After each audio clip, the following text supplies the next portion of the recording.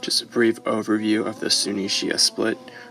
The big question that needed to be answered is who would be the successor to Muhammad, and that's what caused the largest split in the history of the religion. The majority believe that Abu Bakr should be chosen as the caliph, and that was again the majority, and those were Sunni Muslims. The minority, however, believed that Muhammad chose Ali as the new caliph, which now today they are known as the Shia Muslims, and once again is the largest split in the history of the religion. So like I said, it goes back to Muhammad's choice of successor. Now there's different interpretations over how Muhammad chose the successor. According to the Sunnis, he chose Abu Bakr because Abu Bakr was chosen to lead the prayer on his deathbed, so that they believed that meant Abu Bakr was the next leader of the religion. For the Shiites, Muhammad pronounced Ali as the spiritual guide on one of his last religious pilgrimages, and that implied that Ali would be the next leader.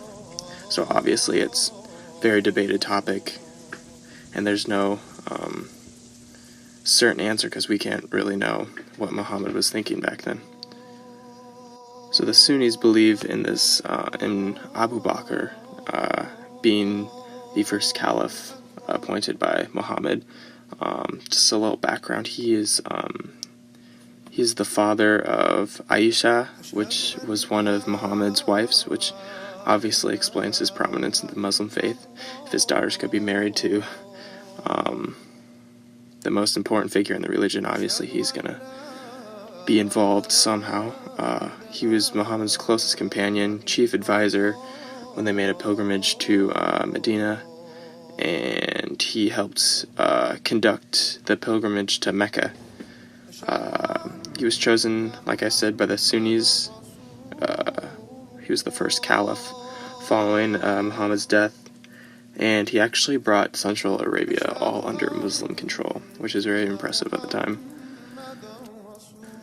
Finally, some recent conflicts between the Sunnis and the Shia. You've probably seen most of these in the news, in history textbooks. 1980, Iraq went to war with Iran. 98, Sunni members of the Taliban massacre Shias in Afghanistan. And then one of the big ones involving the U.S. was in 2003 when we led an invasion and removed Saddam Hussein from leadership in Iraq. Later, 3 years later, he would be executed. Another event in 2006, there was a bombing of a Shia shrine in Iraq. In 2013, ISIS was created, and it was due to expansion of Al-Qaeda.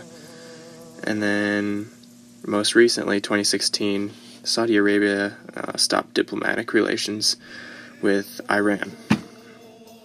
Muhammad al-Mahdi, the 12th Imam. He was born on 19th July 1868 in Samarra, Iraq. Due to the Alid revolt to Ali's prophecy, al-Mahdi's birth was kept a secret to escape persecution by his father. He's said to be a direct descendant of Muhammad. Al-Mahdi would be considered a messianic figure to Shia Islam faith. He's the only person in Islam to achieve occultation, which means disappearing from the world only to return to save Earth's inhabitants. Al-Mahdi was 5 when he had his minor occultation. For 68 years he disappeared and could only be contacted by 4 deputies. His major occultation began in 941. This time he had disappeared until Allah deemed he shall return. No one has seen him since the last deputy has died. Shia Islam states that al-Mahdi will return one day to spread peace and Islam all over the world, and Isa, who is Jesus, will fall behind and destroy any evil in the world. Shias believe this will be on a Friday. Sunni Islam is split on Mahdi. Many believe he is a different man, but will return to save the world. Many Sunnis believe that Mahdi didn't exist and his father was the last Imam, Hassan. Ali. Ali was born on the 15th of September 601 in Mecca, Arabian Peninsula. Shia lore says he was born inside the Kaaba and stayed for 3 days inside with his mother Fatima. Muhammad took Ali into his home to raise him as a young child. During the feast of Dhul Ashura, Muhammad announced that Ali would be his successor. Ali fought in many battles for Islam and was Muhammad's right-hand man in battle. He was even a commander for a couple of battles. And Muhammad gave Ali the name Lion of God. In 632, Ali became the first Imam of Shia Islam.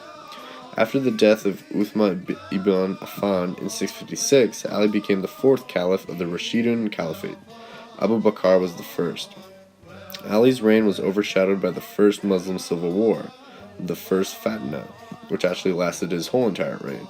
In 661, while praying in the great mosque of Kufa, Ali was attacked and stabbed by a poison-dipped sword.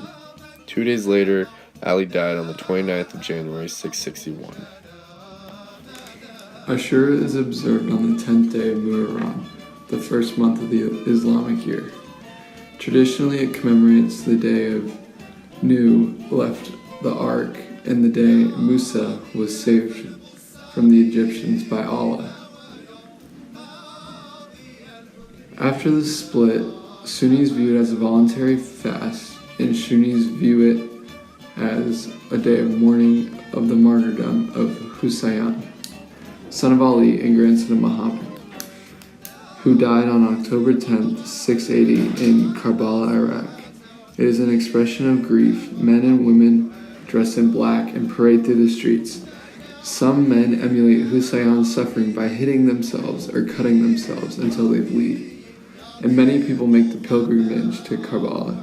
This event is very important to the Shiites. Most of the Muslims are Sunni Muslims located in Afghanistan, Albania, Algeria, Bangladesh, Egypt, Indonesia, just to name a few. 10 to 15% of the Muslims are Shia. 154 to 200 million make up the Shiites. Most of them are located in Iran, 95%, and make up 60 million. They're also located in Azerbaijan, Iraq, Yemen, and Saudi Arabia. And most Shiites are poorest sections of society. Muhammad, messenger of God, who gave him this authority? God sent Muhammad as a mercy to mankind. Ali, his cousin, lay there to die for him. Who are we fighting? They are led by greed. We are led by God.